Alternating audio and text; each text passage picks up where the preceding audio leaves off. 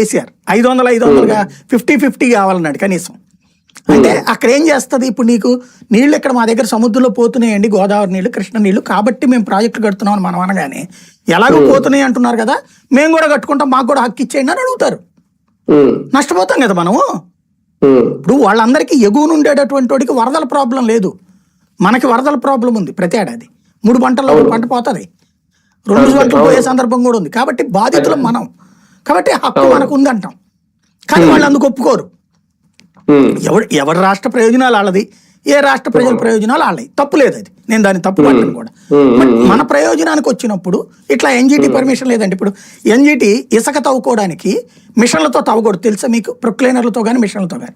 మిషన్లతో తవ్వినందుకు చంద్రబాబు ఇంటి వెనకాల తవ్వినందుకు 100 కోట్ల రూపాయలు పెనాల్టీ వేశారు, గుర్తుందా? ఇంకోసారి అట్లా తవ్వమని చెప్పి రాసి ఇచ్చి జగన్మోహన్ రెడ్డి వచ్చాక ఆ పెనాల్టీ తీపిచ్చారు, గుర్తుంది కదా. ఇప్పుడు మరి దేంతో తవ్వుతున్నారు మళ్ళీ? మరి ఎన్జిటి పర్మిషన్ లేనట్టే కదా అది.